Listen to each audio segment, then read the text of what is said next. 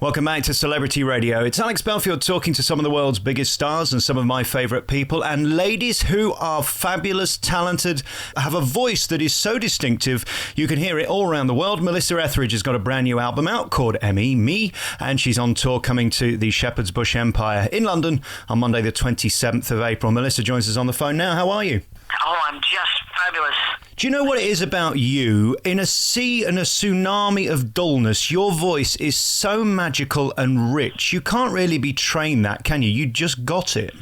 I had it so early that the first church choirs I was in, the church, the director used to put me in the back because I didn't know what to do with my voice. And I've just been singing since I was, 10, 11 years old, and it's just never changed. What's interesting as well, I mean, I listened to this new album and we start with Take My Number, then we move on to A Little Hard-Headed, and then we've got Monster. It's very interesting, all very, very different styles. You don't put yourself in one box, do you? You just sing great songs well. I grew up in the Midwest of America where we had one radio station that played everything, played rock and roll, played Led Zeppelin, played Marvin Gaye, played, Loretta Lynn. It was all together, so I didn't feel like there was any boundaries, and I loved all this kind of music, and this is my first record that is on an independent label, so I was in charge of all of this, and I wanted to branch out, yet keep the rock and roll soul that is myself in all these different collaborations, and so that was probably my favorite part of this album was the collaborations. What's interesting as well, when I see you perform live, and I've spent a lot of time in America and you see you on different programs, there's something about your eyes that you seem to go into this magical place. Where are you when you're on stage singing? Okay, I'm just loving you right now. You know what singing is, I've often said it's the safest place for me is on stage. When I'm performing, it's an energy that comes through me that I feel honored and a privilege to be a part of. So I go into the song, I go into the music, I go into my special place. So I just love it. Thank you. Is it totally safe for you as well in a world that can be quite depressing at times? Is it a place of just complete solitude and happiness for you? It makes perfect sense to me on stage. I've never understood what stage fright is. I have always felt that an audience was always on my side, that I was honored. My father, who used to drive me around from gig to gig when I was a kid, he always told me, be grateful for your audience. They don't have to be there, and so I've always had such a gratitude, and it's just gone both ways. It's a wonderful place for me. Last night was the Grammys, and I watched it thinking of you. You've been there, you've done that. What kind of feeling is it, firstly, to sit there in the audience waiting to find out if you're the one, and secondly, have to impress all those other people by performing in front of them? Well, I tell people that, I've won 2 Grammys, but I was nominated 17 times, so I've lost 15. So you're a bigger loser than you are winner, really. Yes, there's just nothing like sitting not the one right now. Thank you. It's a funny place, and I certainly don't, make my music for awards or anything, but it's fun when it happens, and even when I lose, 10 years ago, my most, famous performance probably was on the Grammys when I was, in treatment in chemotherapy and was bald, and it just, I didn't win that year yet. I was the biggest winner from that performance. Yeah. And of course, we look at that was 2004. Some 10 years on, firstly, how are you now? That was such a turning point in your life, wasn't it? And I think it made people love you even more with your bravery and your ability to sort of overcome it and say, I won't be beaten by this. Oh, absolutely. I learned so much about health. I'm 10 years cancer-free and healthier than ever. It's about, what I eat and what I do, and it's about what I think. And I made some choices 10 years ago and have stuck with them, and I'm happier and healthier than I've ever been. What was the point in your career when you thought, I think I've made it, this is going to be okay now, I won't have to go and work in McDonald's? I don't know if I've reached that point. No. You know what? I knew that even before I got a record deal. I was able to work in restaurants, in bars, anywhere there's live music, I was able to go. So I always felt like I could make a living in music, and I'm just so grateful to make it on such a large scale now. That's fine, and I love feeling that I have a place in music, no matter what. I love going to see shows in America. Before the show even starts, the Americans are cheering and whooping and clapping as if it's amazing. Over here, we sit there with our arms crossed and wait for you to be brilliant. Is there a difference from your perspective? Oh, absolutely. The English audience is always... I mean, I'm still, underground here. I've never had the success on this side of the pond as I have in America, the commercial success. Yet the fans here can... I have seen them over the last 25 years really grow warmer and more excited, and they're right with me from the very beginning. I do enjoy the English fans. And of course, you're very outspoken. You're a fighter. You're a lady who says what you think. And of course, you promote your beliefs. I love the fact you've put yourself on the line many times. It's much easier, isn't it, to say nothing and not have an opinion, to be liked by everybody, than actually have one. Have there been times when you've thought, I might as well just shut up because, Fox News or whoever will come after you, and they make your life a misery, don't they? Well, you know what? I found that there's great power in speaking your own personal truth, and I sleep better at night, and I try not to.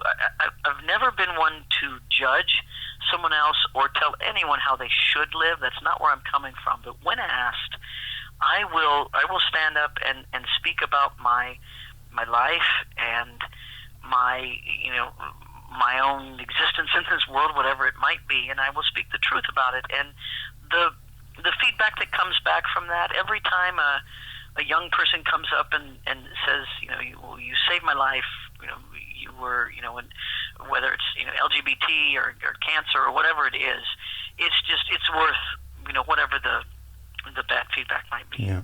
I went to see Spamalot, the Eric Idle musical, just last week, which was on Broadway. And there's a lovely line at the end of it where the two guys get married and they look at the audience and they say, who thought that in 1,000 years this will still be controversial? It is surprising, isn't it, that people actually care, that they'd rather put negativity into other people's life than celebrate their happiness?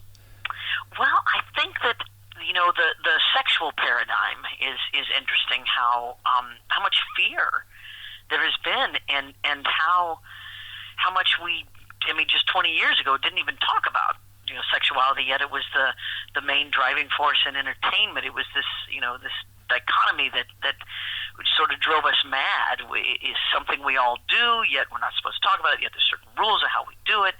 And to break those taboos, to go, hey, for thousands of years, since the beginning of time, there has been, homosexual relationships. This is a part of nature. This is and it's very hard to break through that. And it's changing a whole paradigm. And in the last 20 years, I've seen a great change happen. So it's moving in the right direction. And in terms of your happiness now, does it get any better than being an artist that is, in terms of awards, fulfilled, in terms of critical acclaim, fulfilled, privately fulfilled, health-wise doing better than anyone could have ever expected? Are you in a good place now? I'm in a fabulous place, and the thing is, I still put the dreams out in front of me. I still put the goals out. One of them is here in Great Britain is making more of a name for myself here. That's a goal of mine. That's something I want to do, and it keeps me alive, keeps me going. And yes, I'm very happy to still be making music. That to me is success. When I look at your live performance, I wonder how you feel at the end of it, because you seem to give all of yourself. Vocally, how tired are you? Physically, how tired are you? Well, that was a big lesson for me about health, and my voice is better, and I'm physically more fit now since I've really taken on health as a priority. I'm so much better than I have been, and so it does require. I mean, it's so not rock and roll, but when I am on tour, I have to eat well. It's about what I eat, and it's about sleep. So, I'm not out there drinking all not the rock and roll lifestyle for me, yet it helps me, it keeps me in shape so I can get on stage and deliver the rock and roll like I love. You've done some of the biggest arenas in America, and you've done some of the greatest TV shows as well. I wonder what pressure there is on you to sound like Melissa Etheridge when you wake up in the morning. If you start and you've got that bit of a cough or a throat, how do you deal with the sort of psychology of that? Well, it's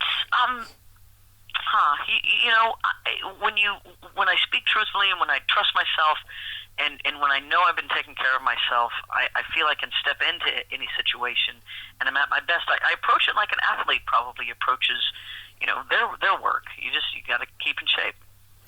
And then when we look at this new album, I hear you played all over America. I just got back from 3 weeks in January, and you're there. Is it interesting to you that probably way after you've gone, they'll still be playing your tunes? Because they are timeless, and people do love them, and they've got no sign of going anywhere, have they? That's a bit strange. Oh, no, that's just the greatest. That's just the greatest compliment. I love looking out in my audience, and, yeah, I see my fans who are as old as I am now and older. I've got some gray hair out there, and it's fine. And then I look out, and there's the young crowd. There they are. They're the ones who have searched out, found me, who love music that moves them, and the songs continue. Either they grew up with it in their family. My favorites are the mother-daughters, father-sons, the generations that come see me. I think that's just priceless. I find your music incredibly moving because it's so soulful and from the heart. I mean, you call it rock music, I suppose it is, but it's much more than that, isn't it? How do you describe yourself, or do you just say, I'm a singer? It's funny. I use the term rock and roll because it just seems to be the closest, but I again, was never one to try to fit into any box, to fit into any genre or category, and sometimes it gets lonely, but I think that's where my longevity comes from, so I feel very fortunate.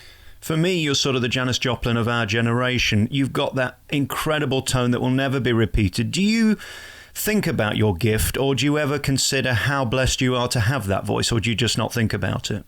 Oh, I'm so grateful, so very grateful, and I've only recently, in the last few years, really started to realize how recognizable my speaking voice is. I mean, I will be in a restaurant or a grocery store or something, and I'll talk, and people will turn around and look at me, and they recognize me more through my voice than seeing me. So I'm just extremely grateful. If this radio thing doesn't work playing the tunes, what about actually being the presenter on the radio? I mean, you'd make a fabulous DJ. Late Night Love with Melissa, something like that.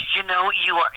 Well, I actually a couple of years ago gave it a try. I had I had the Melissa Etheridge radio show for a little bit in America, and it was fine. Just a lot of work with not a lot of.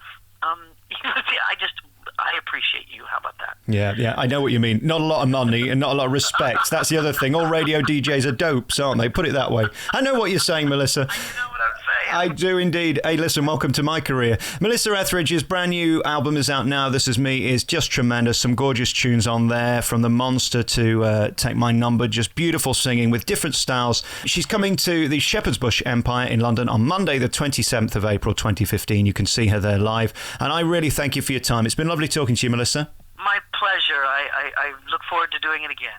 See you soon. Thank you.